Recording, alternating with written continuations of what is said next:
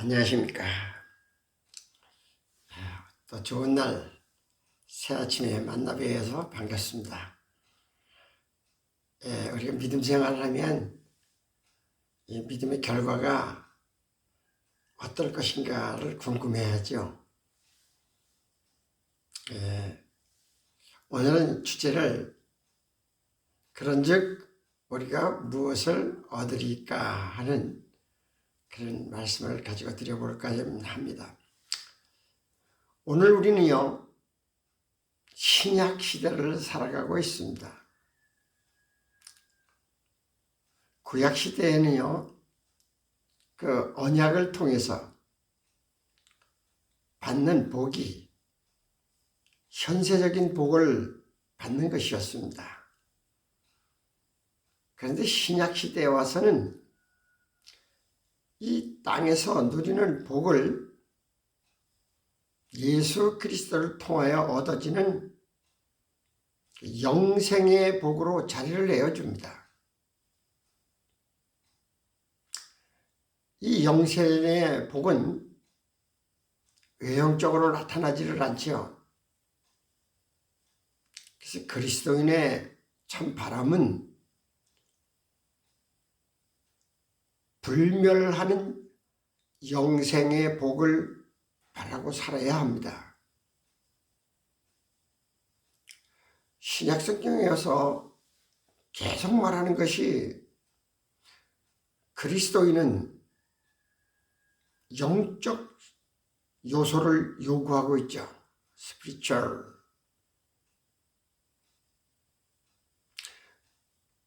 이미 이 세상에 실현되고 있는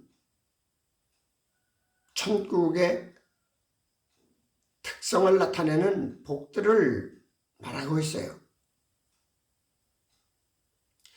여기에 신약시대에 나타나는 복들은 종말론적으로 성취될 복과 질적인 차이라기보다는 완성과 미완성의 차이가 있습니다. 하나님의 복을 우리가 알기는 아는데 미완성이, 우리 신앙으로 그 미완성을 완성시키려고 하는 거죠. 그리스도인이 복을 참 좋아하죠. 예수님이 공생의 첫 번째 설교에서 팔복을 말씀하셨습니다. 마음이 가난한 자, 애통하는 자, 온유한 자, 의에 줄이고 목마른 자, 긍휼히 여기는 자, 마음이 청결한 자, 의를 위하여 핍박받는 자가 복이 있다고 말씀을 하시면서 그 복의 내용을 또 말씀하십니다. 천국, 위로, 땅의 유업, 배부름, 긍휼히 여김, 하나님을 봄, 하나님의 아들로 이름을 일컬음을 받는다 등으로 나타나 있습니다. 여기에 우리 사람은요, 이기적인 생각을 가지고 있기 때문에 이 내용 중에 땅이나 이 배부름을 육적으로 이해해서는 안 됩니다. 고린도전서 15장 40절에 보면 하늘에 속한 형체도 있고 땅에 속한 형체도 있으나 하늘에 속한 것의 영광이 따로 있고 땅에 속한 것의 영광이 따로 있다. 이렇게 말씀하십니다. 그런데 고린도후서 5장 1절에 보면 만일 땅에 있는 우리의 장막집이 무너지면 하나님께서 지으신 집, 곧 손으로 지으신 것이 아니요 하늘에 있는 영원한 집이 우리에게 있는 줄 아느니라. 이게 어떤 땅과 하늘의 차이점을 말하고 있죠. 또 배부름을 말씀하십니다. 배부름도 우리 사람은 육신을 가졌기 때문에 육신의 배부름을 생각하죠. 근데 여기에 배부름은 육적으로 이해해서는 안 됩니다. 그 이유는 산상수훈의 전체적인 맥락에서 볼 때에 마태복음 4장 4절에 예수께서 대답하여 이르시되 기록되었을 때 사람이 떡으로만 살 것이 아니요 하나님의 입으로부터 나오는 모든 말씀으로 살 것이라 하였느니라. 즉 이것은요, 마귀가 40일 동안 금식하신 예수님을 보고 너 지금 배고프지? 네가 하나님의 아들이면은 여기에 보이는 이 돌들을 떡덩이를 만들어서 먹어라. 그랬더니 예수님이 대답하시기를 사람이 떡으로만 살 것이 아니요 하나님의 입으로부터 나오는 말씀으로 살지니라. 그 다음에 예수님이 제자들과 이렇게 대화하시는 내용 이런 데를 보면 요한복음 34장에 보면 6장 34절에 보면 그들이 이르되 주여 이 떡을 항상 우리에게 주소서. 예수께서 이르시되 나는 생명의 떡이니 내게 오는 자는 결코 줄이지 아니할 것이요 나를 믿는 자는 영원히 목마르지 아니하리라. 그래서 이 떡의 개념도 배부름이 우리의 어떤 육체의 배부름이 아님을 알아야 됩니다. 구약에서는요, 선행과 율법을 지키는 결과로서 이 땅에서 복을 받았어요. 권세도 없고요. 요셉도 애굽의 총리 대신이 되고, 총리 대신이라는 것은 소유도 있고 권세도 있고 명예도 있는 것 아닙니까? 그래서 구약에서는요, 승자들이 많아요. 요셉도 승리하고 다윗도 승리하고 솔로몬도 승리를 하고, 더군다나 하나님의 전쟁에서는 모든 승리를 가져옵니다. 그래 현세적인 승리와 축복, 명예, 권세, 부를 말하고 있죠. 그런데요, 신약 성경에 오면요, 하늘의 보화를 쌓는 데 중점을 두고 있어요. 현재에는 그 보상이 없어요. 이생의 축복과는 거리가 먼 것으로 나타납니다. 그러나 하나님의 나라가 임하면 그 심령 안에 자유와 평화와 기쁨과 감사, 이런 현상으로 하나님의 나라의 임재의 그 모습을 나타내죠. 그래서 신약시대에 와서 예수님이 말씀하시는 복을 보면 마태복음 13장 16절에 그러나 너희 눈은 봄으로 너희 귀는 들음으로 복이 있다. 내가 진실로 너희에게 이르노니 많은 선지자와 의인이 너희가 보는 것을 보고자 하여도 보지 못하였고 너희가 듣는 것을 듣고자 하여도 듣지 못하였느니라. 이 말이 무슨 말입니까? 구약시대의 선지자들, 또 의인들, 율법적으로 계명적으로 의롭다 하는 사람들도 보고자 하는 것을 못 봤다. 무엇을 얘기합니까? 메시아 오신 것을 못 봤다. 너희가 듣는 것을 듣고자 해도 못 들었다. 천국의 실제, 천국의 복음의 실제도 듣지 못했다. 지금도 볼 것을 못 보는 신자가 있어요. 또 듣는 것을 듣고도 못 깨닫는 신자가 있어요. 요한계시록 1장 3절에 보면 이 예언의 말씀을 읽는 자와 듣는 자와 그 가운데 기록하는 것을 지키는 자가 복이 있나니 때가 가까움이라. 때가 가까울 때에 복이 뭐냐? 말씀을 읽는 자, 읽고 듣고 깨닫는 자가, 지키는 자가 복이 있다. 그리고요, 우리가 아까 제가 제목을 그런즉 우리가 무엇을 얻으리까? 그런데요, 그리스도인은요, 갚을 수 없는 사람에게 은혜를 베풀 때 복이 있다 그랬어요. 갚을 수 없는 사람, 도저히 나에게 갚을 수 없는 그런 사람에게 베푸는 것이 복이 있다. 내가 뭐 요만큼 쓰면 크게 돌아오겠지, 이런 타산적인 것이 아니고, 왜 받을 수 없는 사람에게 베푸는 것이 복이 있나? 그 이유는요, 의인이 부활 시에 갚음을 받기 때문에, 그렇게 갚을 수 없는 사람에게 베푼 것은 부활할 때 갚아주신다. 누가복음 14장 13절에 잔치를 베풀거든 차라리 가난한 자들과 몸 불편한 자들과 저는 자들과 맹인들을 청하라. 소외되고 보잘것없고 가치없어 보이는 그런 사람들한테다가 잔치를 베풀어서 대접을 해라. 왜? 그것이 하늘의 상급이 되고 신령한 부활로 의인의 부활을 할 때 갚음이 된다는 거예요. 하나님께서 갚아준다는 거예요.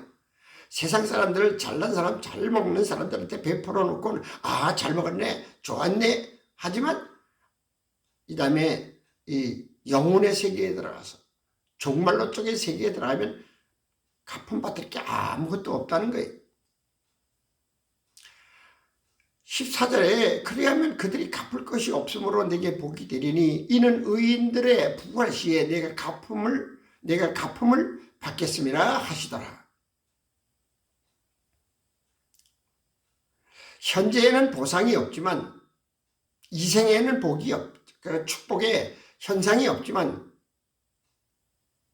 내세에는 하나님께서 갚아주신다.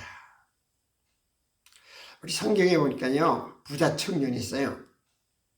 부자 청년이 예수님한테 와서 내가 계명을 다 지켜서 복을 받았는데 내가 어떻게 하면 영생을 얻겠습니까? 그랬더니, 그러면 네가 한 가지 부족한 게 있으니까 집에 돌아가가지고 다 풀어서 딴 사람에게 나눠주고 나를 따르라.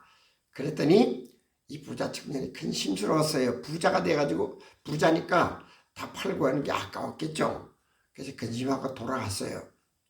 그러면서 예수님이 그래요. 야, 천국은 저 부자가 천국에 가는 것은 낙타가 바늘기로 지나가는 것보다 그만큼 어렵다. 그랬더니 제자들이 그러면 누가 그 천국에 갈 수 있겠느냐? 그리고 마태복음 19장 27절에 이렇게 말합니다. 이에 베드로가 대답하여 이르되 보소서, 우리가 모든 것을 버리고 주를 따라 싸운데 그런즉 우리가 무엇을 얻으리까?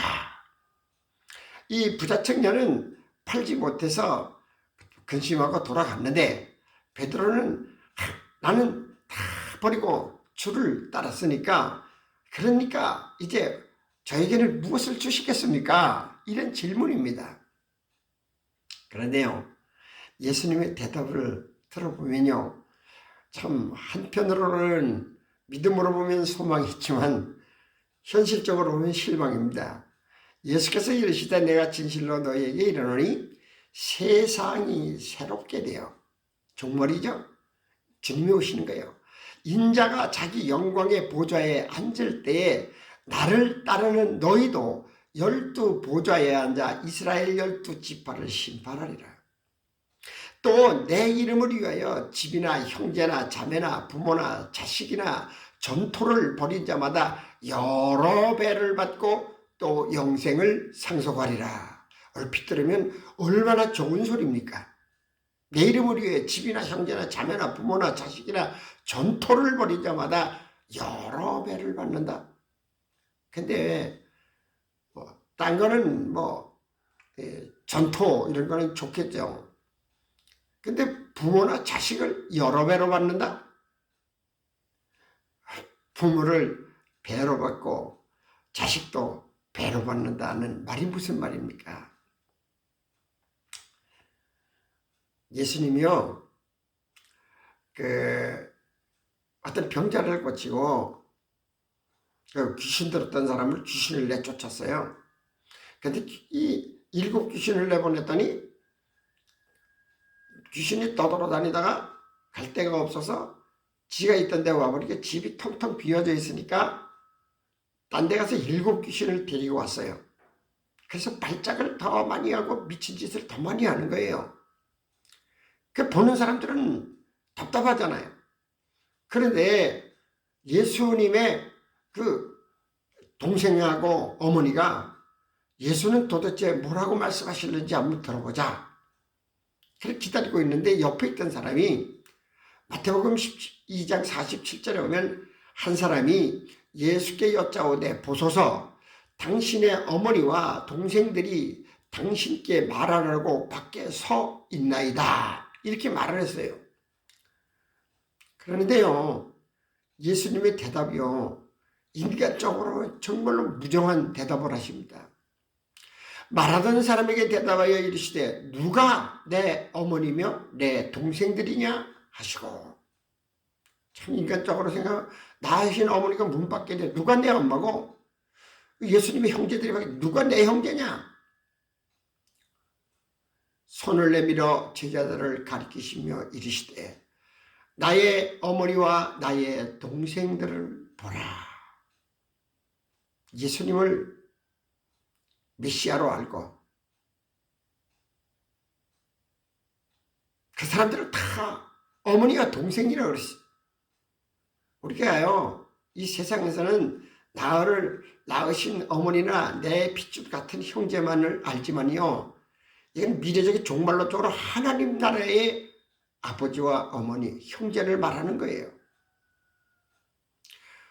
누구든지 하늘에 계신 내 아버지의 뜻대로 하는 자가 내 형제요, 자매요, 어머니니래. 그래서 우리가 실제적으로요, 이 하나님의 그 은혜를 받은 사람은요, 핏줄, 혈육인 어머니보다, 혈육인 형제보다, 혈육인 자매보다 그리스도인의 영적 내추럴한 이 관계가 잘 이루어지고 있는 사람이 더 정이 가는 거예요. 같은 부모인데도 신앙을 안 가지고 형제인데도 신앙을 안 인정해주지 않고, 그래 보세요. 어머니, 아버지, 형제 하면서도 내적으로 뭔가 거리감이 있잖아요. 여기에 전토라고 하는 말씀을 하시죠. 네가 나를 따랐으니, 전토를 버렸으니, 하나님 나라에서도 큰 그 전토는 하나님 나라 땅의 개념입니다. 천국의 개념이에요. 땅이요, 이 세상에는 개인적으로 소유권이 있잖아요.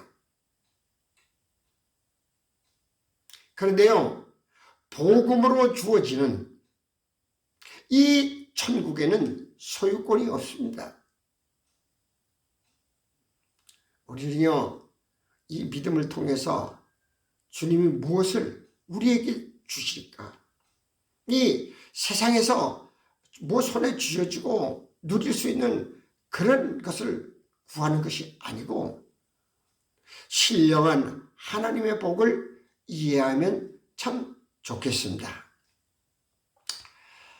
우리가요, 이런 신앙이 바로 되지 않으면 신앙에 갈등이 생기고 오히려 신앙에 욕심이 생기고 투기가 생기고 우리 본질적인 복음의 복을 새롭게 생각해서 복음에 합당한 우리의 믿음이 되어지면 참 좋겠습니다.